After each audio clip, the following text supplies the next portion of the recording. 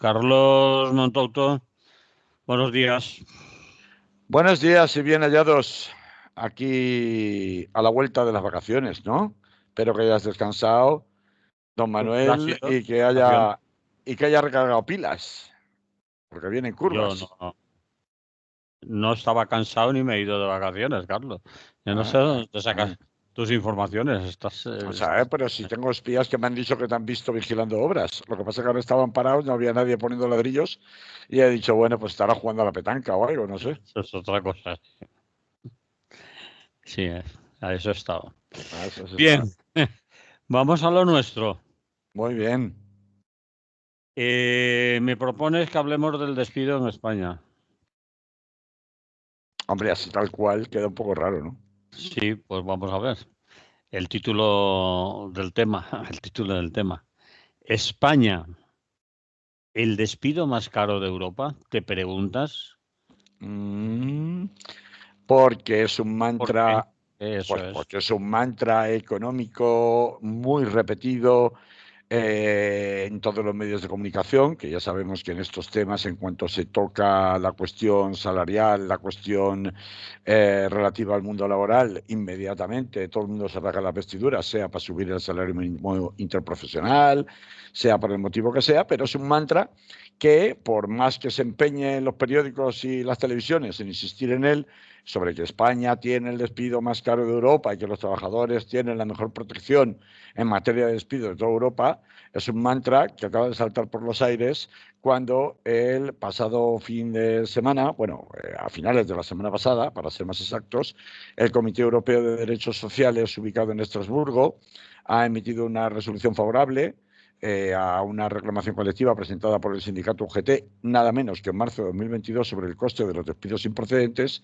y este comité de derechos sociales pues acaba de señalar que en la normativa española de los famosos 33 días por año trabajado con un límite de 24 mensualidades para los despidos improcedentes, que era del tema de despidos improcedentes de lo que se hablaba en esa reclamación de UGT, pues incumple no solo el artículo 24 de la Carta Social Europea, sino también el artículo 158 de la Organización Internacional del Trabajo, al fijar una indemnización fija que considera no solamente asequible para los empresarios, sino nada disuasoria, el Consejo Europeo de Derechos Sociales, para los empresarios. Claro, esta es una discusión que ya pública, un debate público entre agentes sociales, lo que llaman agentes sociales, que ya sabemos que de agentes sociales tienen poco, más bien son agentes apesebrados en su mayoría, que ya viene de lejos porque en 2023, con ocasión de la campaña electoral, la entonces y ahora ministra de Trabajo, Yolanda Díaz, incluyó como uno de los temas de debate en su programa electoral y en, bueno, pues sus ideas fuerza, la idea de que el despido, que había sido abaratado, como todos sabemos, con la reforma de Rajoy, primero con la reforma laboral del PSOE en 2010 y después con la reforma de Rajoy, que vino ya definitivamente a enterrar aquella famosa modalidad de despido de 45 días por año trabajado, repito siempre, para despidos improcedentes, pues introdujo Yolanda Díaz esta cuestión a debate público entre los agentes sociales sobre el tema de que el despido improcedente salía demasiado barato en España.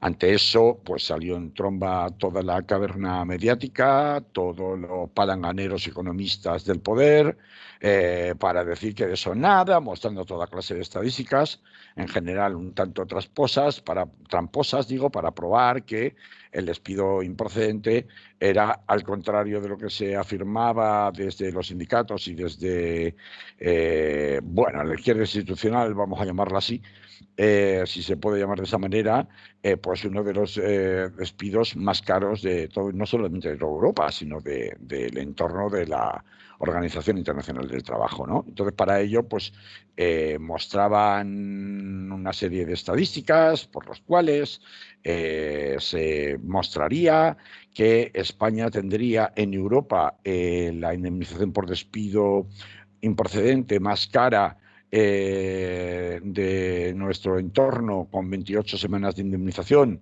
para una década, para 10 años trabajados. Mientras que pues, el segundo país que estaría más cerca sería Alemania con 26. Bueno, perdón, Grecia con 26, después Alemania con 21, igual que Irlanda, y en cambio, pues Francia únicamente con 10 semanas y Reino Unido con 8 semanas. Claro, a mí es que son comparaciones que, como digo, ya sabemos que las estadísticas tienen trampa siempre, no cuentan que realmente estas indemnizaciones, con el límite de los 2 años, se van mejorando conforme uno va avanzando en años de trabajo, pero la precariedad laboral actual de nuestro país y la enorme flexibilidad pasa por dos recursos que pues permiten a los empresarios eludir el incremento, es decir, la virtualidad de esa indemnización a 28 días por año trabajado. Lo que importa, y ahora la cuento, lo que importa de lo que ha decidido Estrasburgo respecto a la normativa laboral española, al artículo 56 del Estatuto de los Trabajadores, que regula el despido improcedente, es que esta es una decisión en teoría vinculante. Pero ya ha ocurrido, ya existen precedentes, por ejemplo, en Francia, donde las recomendaciones vinculantes, más que recomendaciones, las orientaciones vinculantes del Comité Europeo de Derechos Sociales no se ha cumplido, porque luego ahora el gobierno de cada país que recibe ese tipo de sentencias, bueno, pues tiene que valorar cómo reforma su derecho interno, en este caso el Estatuto de los Trabajadores, y en qué términos lo hace. Porque lo que viene básicamente a decir el Consejo Europeo de Derechos Sociales es que una indemnización de tarifa plana, como es esta de los 33 días por año trabajado, no responde a los principios rectores ni de la Carta Social Europea ni de la Organización Internacional del Trabajo, porque fija de manera predeterminada y única la cuantía y el cálculo de la indemnización en lugar de tener en cuenta cuáles son las circunstancias concretas del trabajador despedido, con el fin de que, por tanto, efectivamente esa indemnización pueda ser disuasoria para que el empresario no tenga la tentación de incurrir en los evidentes abusos en los que se incurre, sobre todo cuando quieres abaratar costes sociales, porque laborales, quiero decir, porque bueno, pues te interesa despedir a los más antiguos de la plantilla, porque les tienes que pagar más trienios, les tienes que pagar más cosas, y el coste incluso en seguridad social es mayor también, y por el contrario, prefieres contratos en los que puedes despedir en 3, 4, 5 años como mucho, en donde ya ese mantra, esa estadística que dice que España tiene el despido improcedente mejor pagado, pues salta por los aires, porque no es ni remotamente así.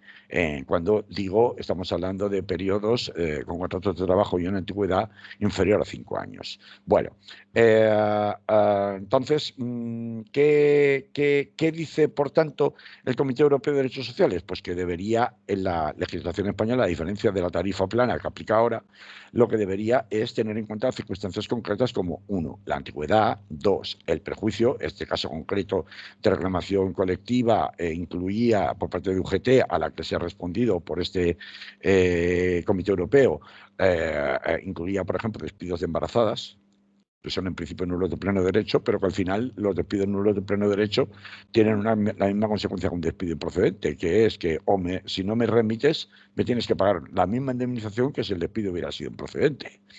Y pues esto es un supuesto claro en donde el perjuicio es mayor, porque es un supuesto de protección reforzada en la ley. Bajo ningún concepto se puede despedir a una mujer embarazada y, sin embargo, son despidos que se producen. O, por ejemplo, cuando se producen despidos mientras estás en situación de incapacidad temporal, que también es un supuesto de protección reforzada en la ley.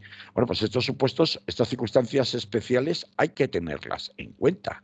La legislación española, por ejemplo, no contempla supuestos que sí figuran contemplados en otras legislaciones, por ejemplo en la francesa, en donde existe una preferencia a la hora de la recontratación, recolocación en la empresa que te ha despedido. Es decir, si la empresa que te ha despedido por el motivo que sea improcedente decide no readmitirte, pero luego va a ocupar tu puesto de trabajo con otras personas, está obligada, tú tienes preferencia para volver a ser recontratado, suponiendo que tú quieras evidentemente volver a la misma empresa. Claro que ya sabemos que en estos casos puede resultar verdaderamente incómodo y carne de móvil laboral, ¿no? De acoso laboral, en muchos casos, ¿no?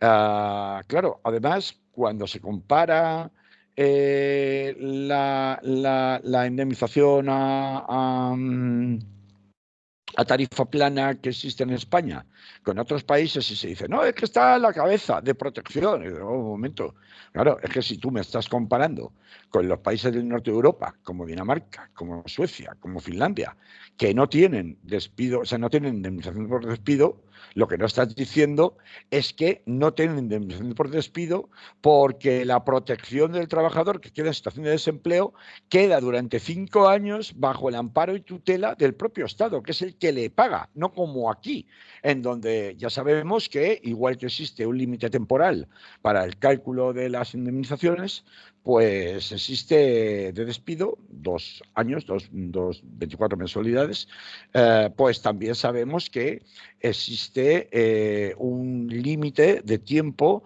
por el cual tú puedes percibir la protección de desempleo, que por supuesto pierdes, no estoy hablando del subsidio, sino de la prestación como tal, y que por supuesto pierdes en el momento en que tengas la más mínima alta, aunque sea a tiempo parcial, en otro trabajo posterior, cosa que en absoluto te compensa. Por tanto, primero, y cuestiones, digamos, o moralejas a retener, conclusiones a retener.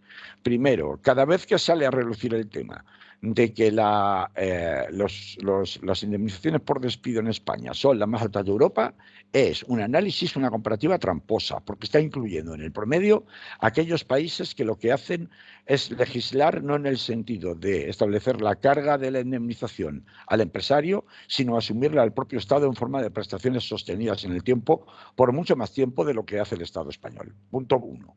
Punto 2. Esa supuesta sobreprotección en vía de indemnización por despido a cargo del empresario en España es también falsaria, porque si bien es cierto que puede rozar algunos márgenes por lo alto en Europa para empleados de larga duración, no ocurre así con la mayoría de los contratos actuales, que son de 5 años, contrataciones nuevas, contrataciones actuales, que son de menos de 5 años por regla general. Y tercero, porque además se está escurriendo el bulto con dos temas muy acuciantes, que son, uno, la mayoría de los empresarios hoy no recurre al despido, a la figura de un despido dudoso, es decir, motivado, que luego en un juicio se puede demostrar que no existe despido procedente y que por tanto hay que declararlo improcedente. Teniendo en cuenta que además los tribunales están tardando año y medio en señalar juicio, en celebrar juicio, no señalar, en celebrar juicio, desde que se interpone la demanda por despido, con lo cual, mientras tanto, ese trabajador, la única protección que tiene, si no encuentra un nuevo puesto de trabajo, es el desempleo, si es que tiene derecho a un desempleo mayor o menor en función de cuál era la duración de la jornada, porque claro, luego estamos con los trabajos, los contratos de media jornada, cuya protección de desempleo es absolutamente limitada y no te permite evidentemente vivir, ¿no? Porque dígame usted, con un salario mínimo interprofesional de 1.100 euros, media jornada, estamos hablando de ¿qué? De 600 euros, 550, y con 550 euros que luego en prestación por desempleo se te pueden quedar en función de tus circunstancias personales, si tienes cargas familiares o no, que es una de las cosas que abronca el Consejo Europeo de Derechos Sociales a la legislación española, por no contemplar la cuestión de no puede ser lo mismo despedir a un trabajador que tiene cargas familiares a uno que no las tiene. De la misma manera que no se contempla de la misma forma cuando tú haces la declaración de la renta en Hacienda, si tú tienes a la abuelita discapacitada a tu cargo o si tienes a hijos menores a tu cargo o no los tienes. millones. No es lo mismo alimentar una boca que alimentar a 4. Entonces, esto también es un elemento que ha de tenerse en cuenta en una futura normativa de despidos si es que verdaderamente hubiera fuerza política para llevarla a cabo, porque si bien ahora el gobierno, iba a decir más progresista de la historia, pero claro, eso ya fue la legislatura pasada. Hoy día ya no sabemos qué clase de gobierno tenemos, ¿no? Hoy tenemos un Se atreviera a... gobierno Chachi Piruli. Bueno, ahora es el gobierno Chachi Piruli. Bueno, pues si tenemos el gobierno Chachi Piruli, tenemos que pensar que ya cuando esto surgió en el gobierno más progresista de la historia de la legislatura pasada, surgieron voces absolutamente opuestas y cerradas en banda a hacer ningún tipo de reforma del mercado laboral en materia de despidos, como por ejemplo Nadia Calviño, que ahora ya no está, pero estaba y tiene una enorme influencia, o como por ejemplo José Luis Escrivá, entonces ministro de Seguridad Social y ahora pues ministro de no sé exactamente qué, dónde le han metido.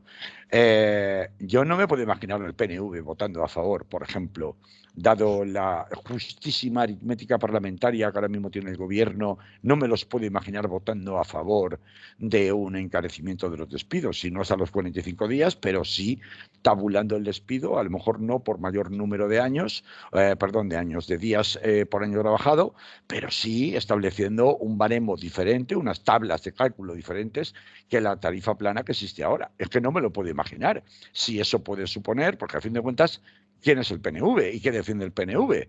El caso es que, por eso digo que habrá que ver si, ahora que no vamos a estar en campaña electoral, qué fuerza tienen los agentes sociales, Yolanda Díaz y su agenda en el Ministerio de Trabajo, que me temo que está muchísimo más devaluada de lo que estaba antes de las elecciones de julio de 2023, dentro del Consejo de Ministros, como para sacar adelante una reforma de estas características que, si bien le serviría para sacar pecho ante la clase trabajadora a Pedro Sánchez, le supondría un considerable problema de conflictividad laboral y de desgaste respecto a que el mundo se acaba, España se rompe, porque ya sabemos que España se rompe en cuanto sopla el viento, y mira que ha soplado este fin de semana, esta Semana Santa.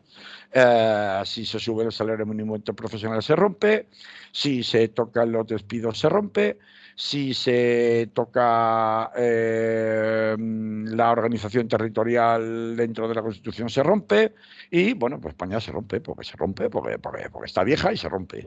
Entonces, en cuanto le soples. Entonces, esto, por tanto, va a tener recorrido. Pues podría tener el recorrido que los agentes sociales fueran capaces de generar, tanto en sus movilizaciones sectoriales como en sus movilizaciones, globales, ¿no? Por ejemplo, tenemos un 1 de mayo que está relativamente cerquita, y esto es carburante para el próximo 1 de mayo.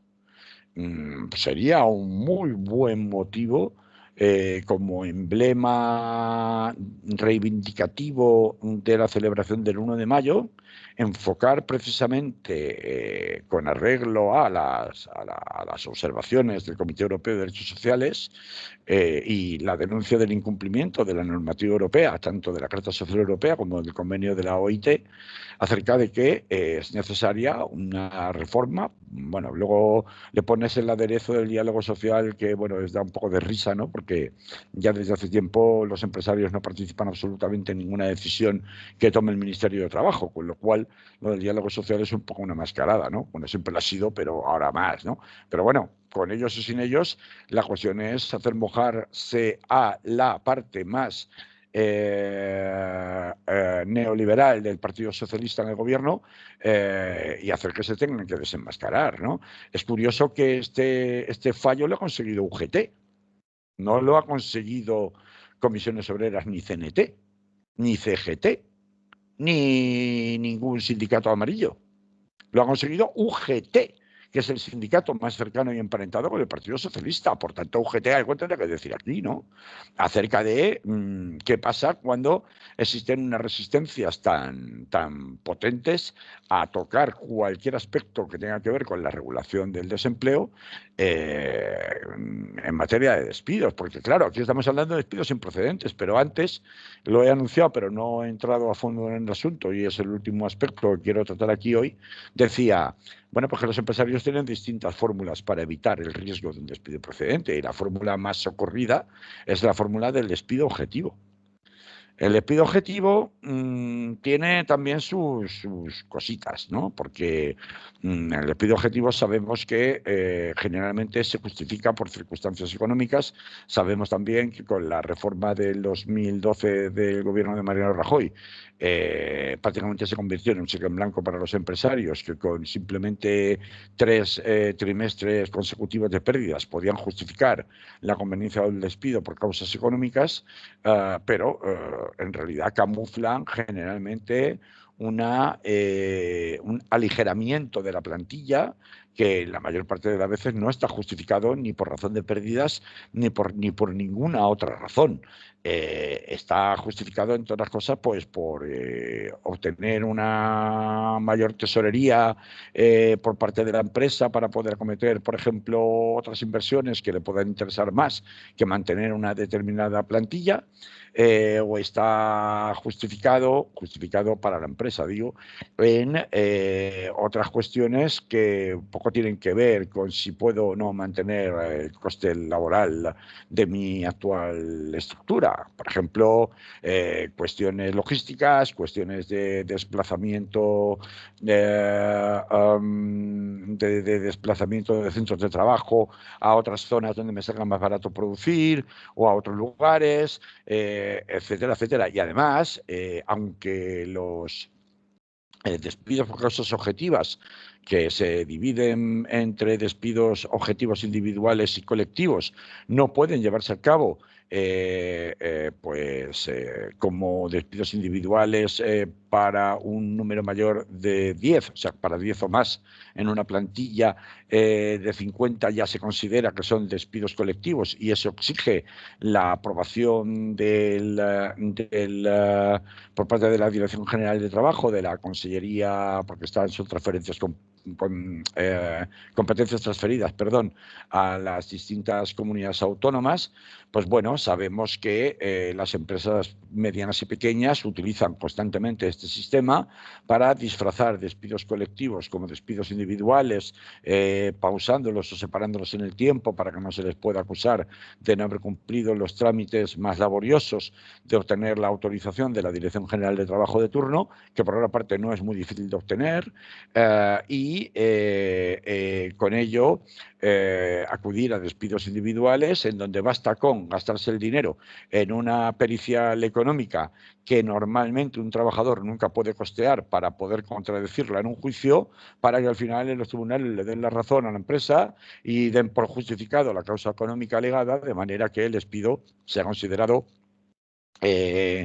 ajustado a derecho dentro de su condición de despido objetivo por solo 20 días. Por tanto, es que los empresarios no están pagando 33 días por año trabajado. En España están pagando 20. 20, sí. Están pagando 20. Están pagando 20. Porque es que la fórmula, como digo, la modalidad más utilizada vamos a ver, esto no ocurre ahora, no ocurre como consecuencia de la pandemia o de los ERTES, ocurre ya desde que la reforma del gobierno del mercado laboral del gobierno de Rajoy en 2012 abarató definitivamente el despido, como digo, introduciendo una cantidad de posibilidades de prácticamente cheque en blanco para el empresario para poder utilizar la fórmula del despido objetivo, que antes no existían y que, como digo, le da carta blanca al empresario para utilizar esa fórmula prácticamente en 8 de cada 10 casos.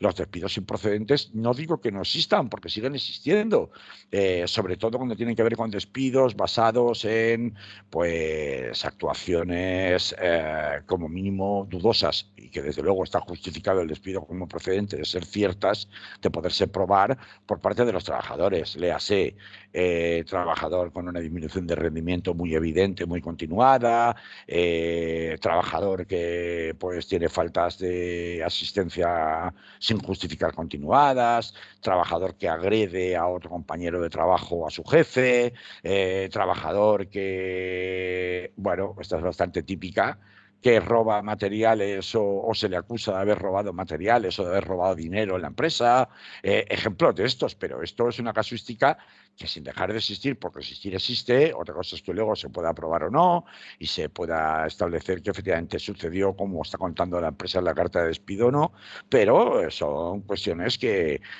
no dejan de alcanzar en la actualidad, pues como digo, aproximadamente un 7, o sea, un 2, o sea, un 20, un 30%, un 2, un 3 cada 10 casos, el resto, 7, 8 de cada 10 casos, el 70-80% restante son despidos objetivos. Entonces, que nos están contando con el mantra, ¿cómo nos van a volver a contar? Porque esta noticia yo creo que se va a escarbar bastante, se va a debatir bastante, porque afecta a mucha gente en las próximas semanas de este mes de abril, de cara, como digo, al 1 de mayo, y vamos a escuchar mucho argumentario fanático, liberal, aduciendo con constantes estadísticas y cuadros que España tiene el despido más caro. Mira, yo por ejemplo ahora tengo una delante, no la voy a sacar en pantalla, me la podéis buscar, en donde aparentemente España, si tú te fijas, para despidos de 4 años, o sea, para despidos, perdón, de 10 años, en la OCDE, por ejemplo, el coste de despido es el tercero por arriba, es decir, solamente le supera a Turquía e Israel. España, los trabajadores españoles serían los que más cobrarían en teoría, pero sin embargo, si te vas a la columna o a la línea donde se establece el coste del despido para una antigüedad de contrato de 4 años o menos, entonces resulta que nos adelantan otros países, nos adelanta Lituania, nos adelanta Chile, nos adelanta México, nos adelantan unos cuantos.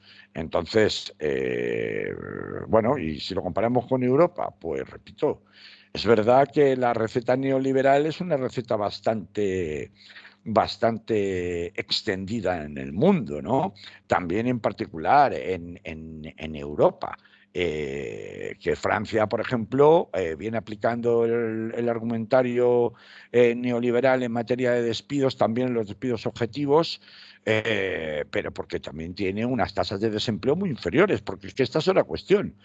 Oiga, sí, me parece muy bien que España tenga un nivel de protección de despidos, el que sea, que bueno, luego podemos estar comparándonos, pero oiga, tendrá que compararse la protección contra el despido con la tasa de desempleo, porque ¿cómo me vas a comparar con Inglaterra, en donde la tasa de desempleo es bajísima, en donde un trabajador tiene la capacidad de rotar de trabajo incluso con baja voluntaria cuando quiera, porque va a encontrar trabajo en no más tardar de un mes, a poquita cualificación que tenga? Entonces, cuando aquí hablamos, por ejemplo, del desempleo por edades, una persona que ha estado 20 años trabajando en una empresa y le despiden cuando tiene 45, 48 años, dígame usted qué posibilidades tiene si no tenía un trabajo especialmente cualificado y aun teniéndolo para poder volver a ser contratado en un plazo bastante grande de tiempo, si no es porque se trata de uno de los tantos contratos subvencionados por la Seguridad Social. Pues lo tiene negro, ¿no? Pues eso se tendrá que tener en cuenta, porque precisamente los que son con mayor frecuencia objeto de estos despidos objetivos, de la forma del despido objetivo con 20 días por año trabajado, son precisamente este sector poblacional, ¿no? Es decir, contratos largos, llevas toda la vida con una vida familiar enfocada, o familiar o personal, la que sea, pero en todo caso montada y enfocada en función de una cierta estabilidad en el empleo, que salta por los aires en una edad que resulta crítica, porque el mercado laboral ahora mismo lo que no quiere son cargas laborales, y si puede externalizar las cargas laborales, las externaliza, y si no puede externalizar las cargas laborales, pues lo que hace evidentemente es rotarlas, y por tanto no quiere contratos largos, lo que quiere son contratos de 4 años o menos, y si son de 3, y si son de 2, incluso mejor, salvo para los puestos ya de libre designación, los puestos de alta dirección, que ahí estamos hablando de una cosa completamente diferente, y de eso, por supuesto, no vamos a entrar porque no es tampoco el grueso del trabajador por cuenta ajena en este país, ¿no? Así que, bueno, pues quería contaros esto hoy, que me pareció una noticia de bastante relieve dentro de lo que cabe, y que vuelve a poner el foco en algo que de cuando en cuando nos despistamos, y es, hablamos mucho de la parte salarial, pero hablamos poco de la parte de la protección contra el desempleo, ¿no? Y de la protección contra los despidos arbitrarios y los abusos por parte de las empresas en materia de seguridad en el trabajo, ¿no? Y en esa medida, pues, como digo, con la vista puesta en el próximo 1 de mayo, me parece que es un tema a estirar bastante y a tocar bastante. Veremos con qué fuerza por parte, antes se ha llamado agentes sociales, es un término que está tan sobado, ¿verdad, Manolo? Y tan contaminado en los medios de comunicación, porque se refieren siempre de una forma muy parcial a lo que serían las organizaciones de trabajadores o debieran ser las organizaciones de trabajadores, que da grima, ¿no? Realmente utilizar el término agentes sociales hoy día. Pero bueno, legalmente el término agentes sociales sí se usa, consta reflejado la normativa vigente, y por eso lo estoy mencionando. Como sea, no sé, Manolo, ¿cómo lo ves? Me parece que es un tema que dará de sí, y a partir del cual ahora aquí en el programa ya podríamos poner música, si quieres. Pues eso vamos a hacer, vamos a ponerle música.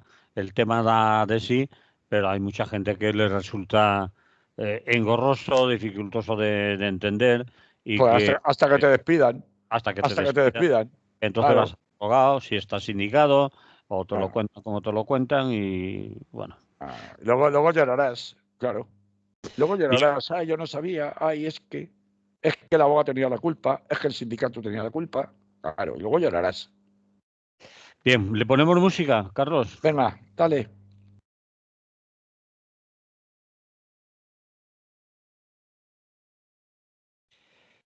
Y seguimos con Carlos Montouto en Es lo que hay, posvacacional, con la resaca a cuestas. Racismo en España, mira, el trueno que no cesa. Y últimamente hemos visto actuaciones de racismo institucional que dan vergüenza, que cuando se ven en otros países nos llevamos las manos a la cabeza y decimos, pero qué brutos son estos policías americanos y lo que hacen con los negros. Pues no sé si te vas a referir a ese caso en concreto y Y a ampliarlo, pero más, y además, eso quería decir, pero eso ha sido escandaloso. Y quiero puntualizar una cosa, por si no me da tiempo. Me he avergonzado de escuchar en una cadena, o en dos, pero en una sobre todo, de televisión y en el informativo de La Sexta, leer íntegro La Sexta, la más progresista, la de sí, los rojos, ¿eh? Para que os sí, deis sí, cuenta. sí, sí. La de Eh, Ferreras, no se te la de olvide. Ferreras, leer íntegro el comunicado policial, es decir, del sindicato de policía, el comunicado gubernamental, que sí habían roto no sé cuántos coches, que sí habían montado un guirigay, pero ninguna contraopinión, ninguna información, nada de entrevistar a los... Y parece ser que ahora están moderando un poco la cosa porque se ha manifestado en Lavapiés muchísima gente y ha estado el tema en los medios. Bueno, no lo quiero contar yo, pero quería decir sobre todo cuando los medios de comunicación reciben el parte de la policía, no contrastan la información, no preguntan a la otra parte y nos comemos, o algunos se comerá, que 3 o 4 han sido capaces de destrozar un coche a la policía, herir a otros 2 policías y pobrecitos estaban allí y llevaban incluso droga, ¿eh? No saben, no dicen si llevaban una chinita o si llevaban 20 toneladas de cocaína. Alguno llevaba droga, decía el comunicado, y lo leían tan campante en el informativo de La Sexta, y lo quiero nombrar especialmente a ese medio. Sí, vale, ya he acabado. A ver, los que estamos en estos temas desde hace muchos años no nos Eso sorprende es. nada. Pero Queríamos apuntar, Carlos, que tú estuviste una temporada como abogado en el Colegio de Abogados de Valencia, encargado de estos temas, ¿no? O bueno, responsable o... bueno, yo era secretario de la sección de extranjería del Colegio de Abogados de Valencia, lo fui desde el 2003 hasta el 2015, o sea, 12 años, dan para mucho. Sí. Junto con otras compañeras y compañeros, claro. Pero bueno, al ser secretario, pues yo era el que daba fe, ¿no? Y el que hacía las actas, estas cosas. Entonces, pues tienes un conocimiento mayor, asistes a más reuniones con la delegada o delegado del gobierno, con el subdelegado, con el jefe de la oficina de extranjeros, etcétera, etcétera. Y bueno, pues, en fin, pero no solo por el conocimiento. Mira, tú has hecho una mención, el conocimiento mío no solo es por una cuestión legal, que también, sino por una cuestión relacionada con lo que luego cada uno decide unilateralmente sentirse concernido en esta vida, porque al final esto es una cuestión de responsabilidad individual. Es decir, bueno, a mí me da igual, a mí esto no me lo van a hacer, porque yo, total, soy blanco, soy heterosexual, no me meto en líos, tengo trabajo, tengo mujer, tengo hijos, total, conmigo esto no va. Porque a mí estas cosas no me van a pasar. Claro, hasta que un día tengas un mal encuentro con la policía local de Valencia por un coche mal aparcado y te abra la cabeza, por ejemplo. Entonces dirás, uy, pero ¿cómo la policía local puede comportarse así? Pero a mí, ¿cómo me hacen esto a mí? Si yo no soy gitano, ni soy negro, ni soy nada de esas cosas, ni soy inmigrante, ni nada de este tipo.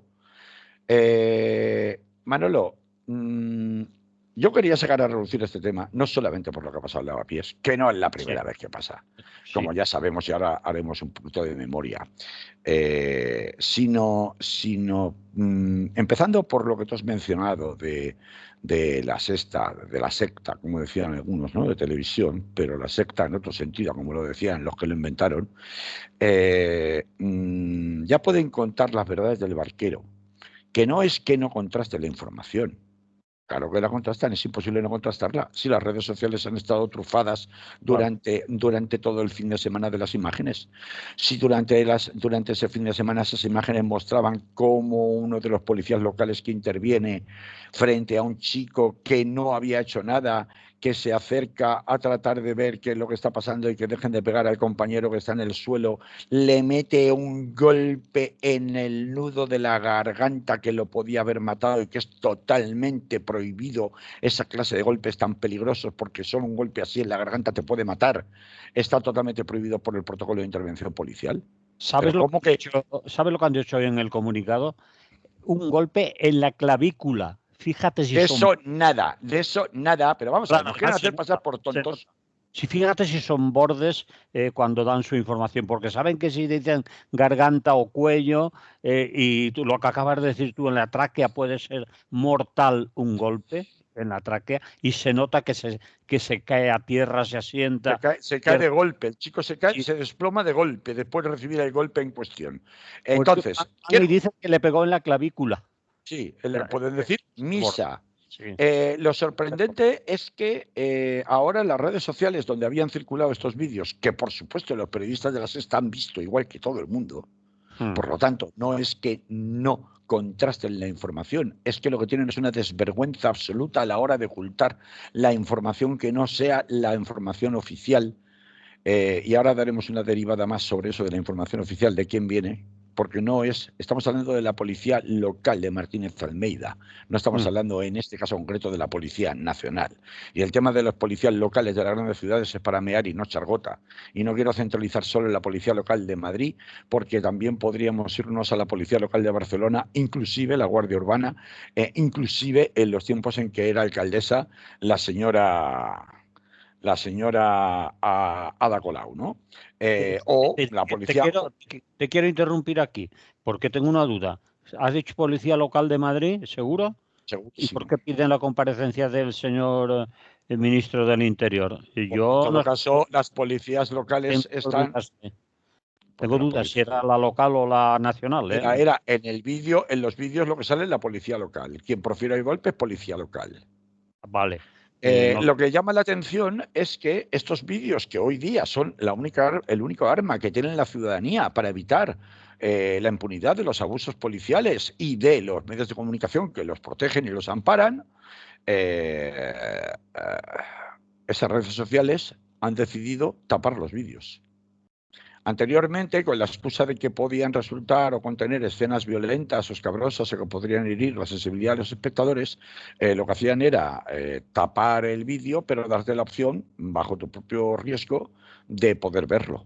Entonces tú sí decías aún así, sí, vale, me doy por enterado que tiene un vídeo, que tiene un contenido delicado y que me puedo ofender, pero quiero verlo. Y te daba la opción de verlo. Estos vídeos en concretos ya no se pueden ver. O no se pueden ver todos, se han tapado las principales. Lo que se llama destrucción de pruebas en toda regla. Evidentemente habrá habido gente que los habrá capturado, se los habrá descargado antes de que se borren, antes de que los eliminen de las redes sociales, pero esto nos lleva a una conclusión, bueno, si escarbamos un poco más, a una conclusión mayor. Tanto la Policía Nacional, aquí sí, dependiente del Ministerio del Interior, delegado de Gobierno de Madrid, como la Policía Local, tienen, ya lo sabemos, carta blanca en el barrio céntrico de Lavapiés, que es un barrio que ya les gustaría hacer desaparecer por su multirracialidad, su multietnicidad, su multiculturalidad, porque está muy en el centro de Madrid y entonces estorba mucho porque es una joyita súper codiciada por todas las constructoras y urbanistas de Madrid, porque está al ladito del centro. Este barrio es un barrio que, bueno, tenía unos niveles de degradación importantes, a diferencia de otros barrios también del centro de Madrid, degradados como el barrio de Chueca, que fue gentrificado sobre todo por la comunidad LGTBIQ desde finales de los años 90 y por tanto con todo el capital económico que tiene detrás, que es enorme, la comunidad LGTBIQ, no como tal comunidad, sino los miembros, los individuos que la conforman, que conforman ese colectivo, porque es gente que normalmente no tiene cargas familiares, que suele tener un empleo bastante cualificado y entonces, pues bueno, tiene una capacidad adquisitiva mucho mayor. A diferencia de lo que ocurrió en el barrio de Chueca, en el barrio de Lavapiés también bastante degradado y que ha sido un barrio un poco que era como el límite, la puerta de entrada al Madrid señorial, por decirlo así, desde el sur, el sur de Madrid, Embajadores para abajo, para que conozca Madrid,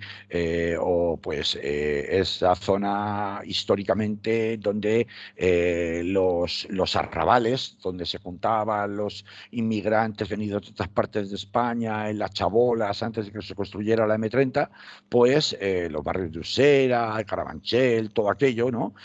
Pues subían a cuesta, la enorme cuesta, hasta tratar de asentarse pues de Embajadores para arriba, ¿no? Si se conseguían asentar, vivir de Embajadores para arriba, incluido Lavapiés, pues tenías alguna posibilidad, digamos, de entrar a vivir, a formar parte del Madrid oficial. El resto no existía. Así que el barrio de Lavapiés siempre ha tenido una especie de espíritu fronterizo, por decirlo de esta forma, y un poco en conflicto permanente, porque es un poco donde se cerraba la puerta a los que venían de la miseria y de la pobreza del extrarradio de la gran capital, ¿no?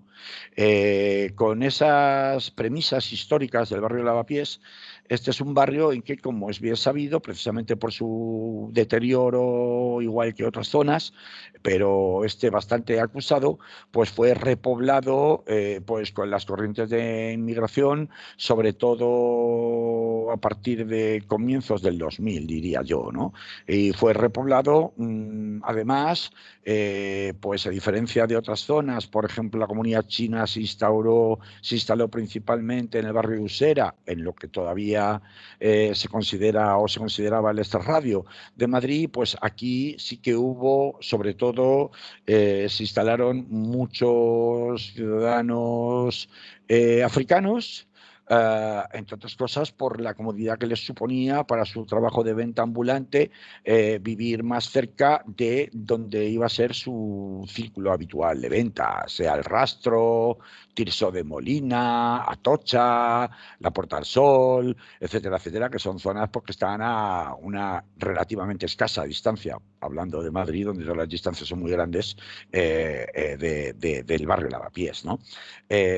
Por tanto, empieza a haber ahí una mezcolanza. También se instalan muchos latinoamericanos, sea cual sea su color de piel, desde el año 2000 en adelante, con las grandes corrientes masivas del 2000 al 2010, atraídos por el tirón de la construcción y por el tirón del trabajo en el sector servicios, hasta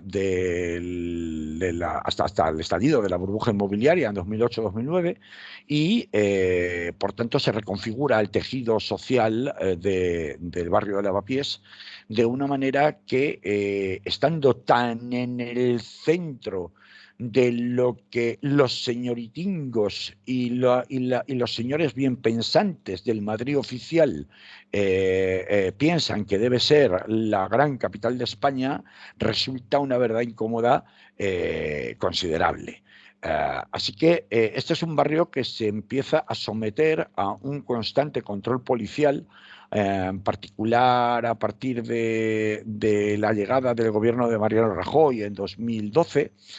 Ya lo era antes, pero a partir de entonces mucho más, tratando de derivar o crear un estado de opinión de falsa alarma social en relación a la peligrosidad del barrio, de las drogas, de la gente de mal vivir, sin papeles, que viviría ahí, y hacer todo un totum revolutum que solo les falta meter a los ocupas, que también, ¿no? A ver si venden unas cuantas alarmas de estas de Securitas Direct, ¿no?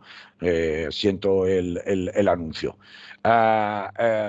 Esto pues estalla, como todos recordaremos, en 2018 con la muerte del mantero Mamenbae, porque tenemos que recordar que sucesos de abuso de fuerza excesivo en Lavapiés, denuncias por esos hechos se producen una y otra vez, pero el gran estallido de cólera contra los abusos de la autoridad se produce por la persecución en 2018 de un mantero desde la plaza de Tirso de Molina hasta la plaza de Lavapiés, en 2018, perseguido él a la carrera y perseguido en moto por dos policías nacionales, con la excusa de que estaba vendiendo en la manta.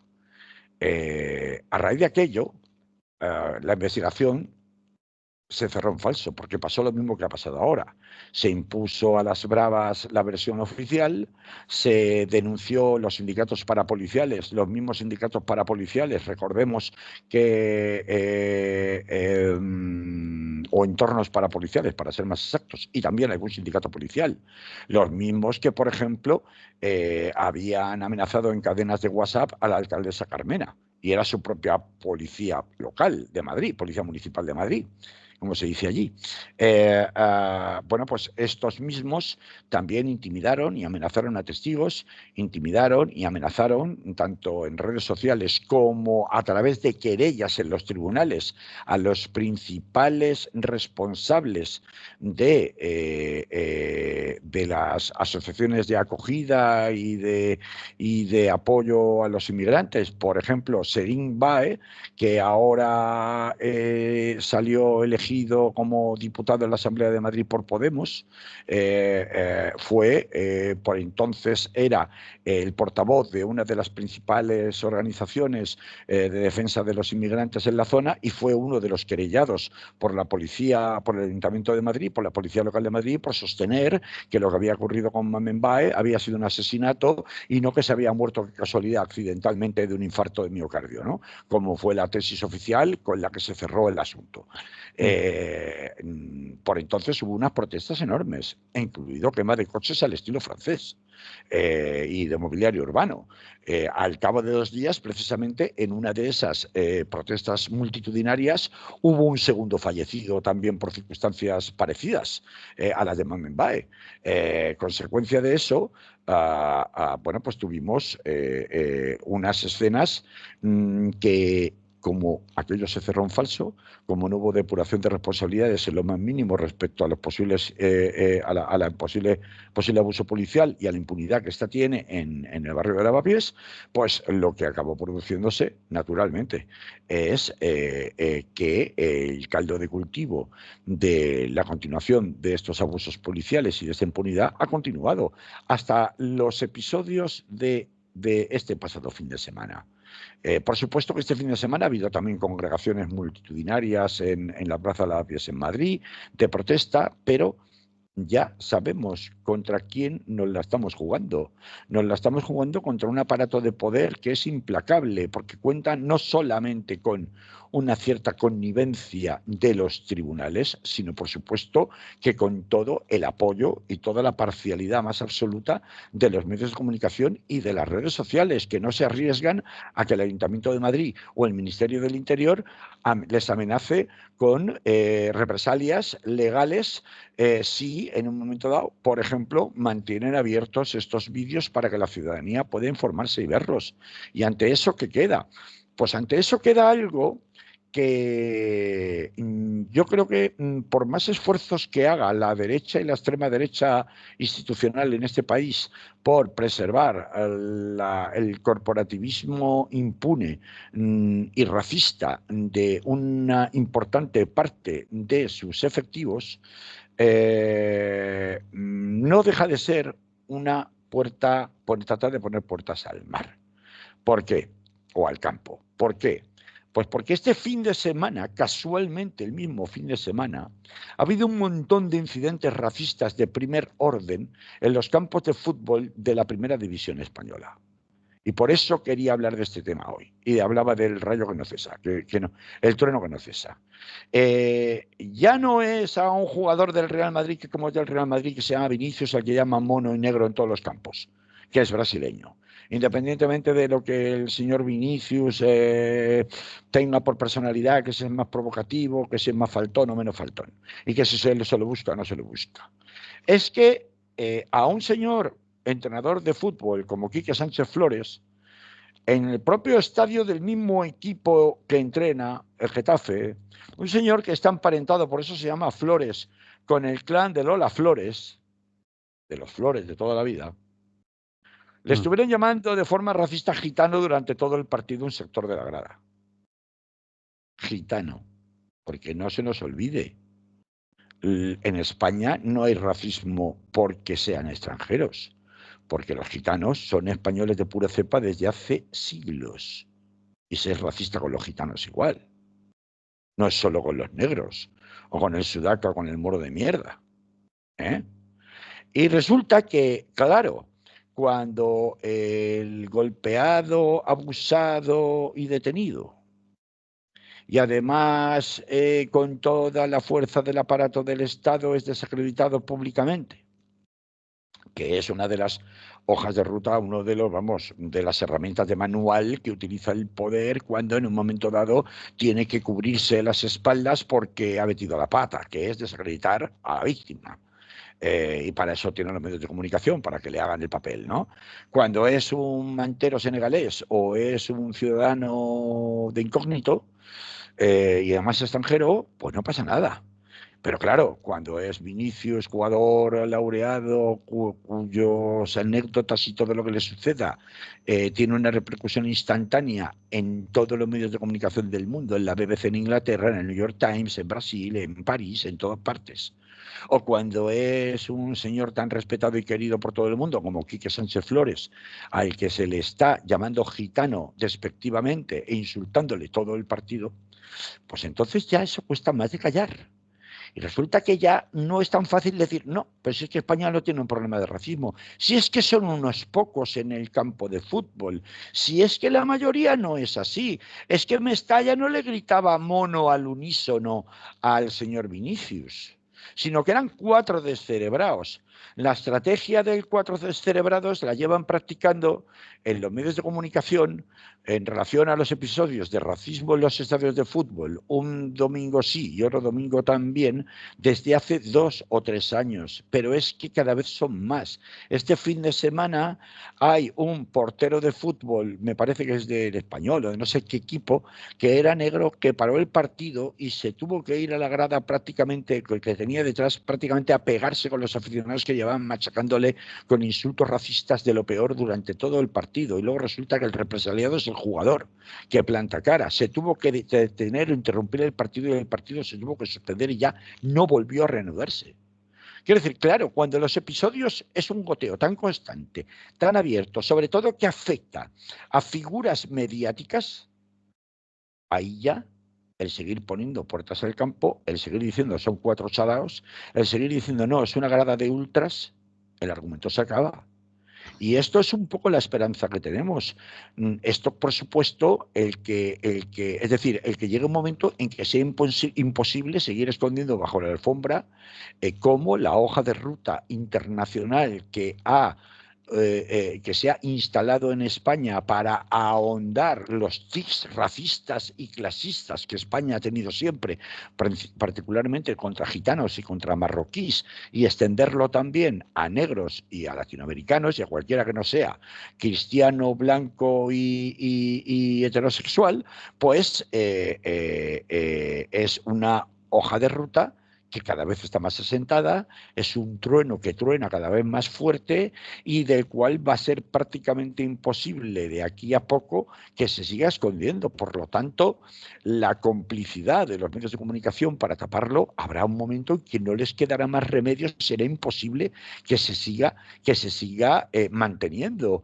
Y esto llegará a que el racismo institucional, el abuso policial y su impunidad también resulte contaminado y por tanto deje de prestarse tanta impunidad a estas actuaciones. Es decir, que verdaderamente a un policía que le suelta un codazo o un puñetazo en la tráquea a alguien a quien está deteniendo, efectivamente pague por su delito y resulte expulsado del cuerpo. Pues de momento no nos queda otra que seguir denunciando, seguir denunciando, seguir denunciando, no solamente públicamente, sino por supuesto también en los tribunales, 1, 2, 3, 10, 23, 1000, 2000, 3000, hasta que sea un mar tan embravecido que les resulte imposible contenerlo. No hay otra estrategia, no hay otra manera, porque, y con esto acabo, Manolo, si se pudo contra los abusos del franquismo, ¿cómo no se va a poder contra estos indigentes mentales y morales, lleven placa o no la lleven? ¿Cómo no se va a poder si pudimos contra el franquismo? Así que era un poco en fin, la reflexión que yo quería hacer y que quería extender mucho más allá de lo que ha sucedido este fin de semana a Lavapiés, ¿no? Vale, correcto. Añadir que Facebook se ha hartado este fin de semana de borrar las imágenes, de avisar concretamente al que habla de que no comparta el vídeo que te cierro la cuenta, no comparta el vídeo en las cuentas que usted modera, una de ellas el Club de Oyentes Radio Clara, que cerramos el Club de Oyentes de Radio Clara, lo han borrado, lo han bajado, lo bajamos al final para que no se pueda ver, es decir, han hecho desaparecer el vídeo. Facebook. Eso es, eso es, eso es, eso es, eso es. Eso es sin que lo haya acordado ningún juez, cuidado. Porque no es que hay un procedimiento judicial abierto y el juez adopta una medida cautelar que está sometido a unos requisitos en la ley, que puede ser recurrido, que hay que permitir a las partes interesadas en el asunto que puedan decir la suya, etcétera, etcétera. Es decir, hay unas garantías. No, no. De manera puramente administrativa y coactiva, de manera cero transparente, se priva a la ciudadanía de conocer los hechos por sí mismos y de primera mano. Sí. Esto va a pasar más veces.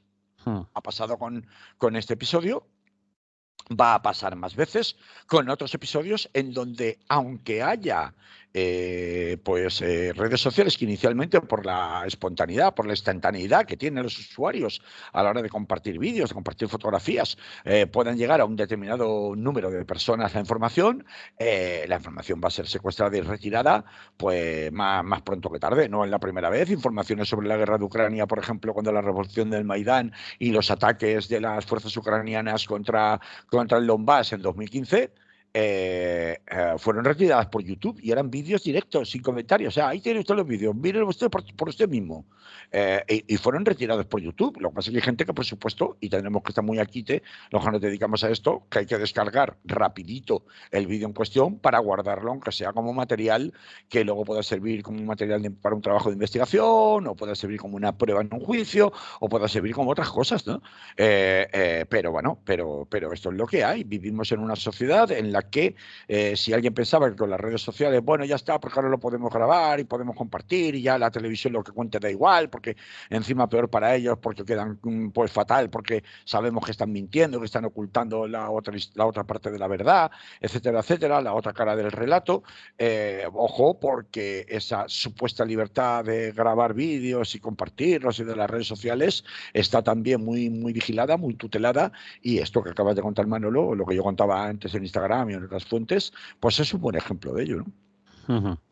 Muy bien, Carlos, nos hemos pasado muchísimo. Hoy casi no hay música, así que hasta la semana que viene nos oiremos otra vez y en vez de 3 canciones pondremos 6 y te callas. Exactamente. Bueno, haremos un programa a base de presentar canciones. Hoy no vamos a hablar de política, no vamos a hablar de la vida. Vamos a hablar de canciones. Mano a mano y nos hacemos ahí un musical. Tú pones 3 y yo 3. A ver qué tal. Hasta la próxima, pórtate bien, salud. Venga, no creo, pero bueno, dale. Muy malo, qué malo. A la orden. Chao. Chao.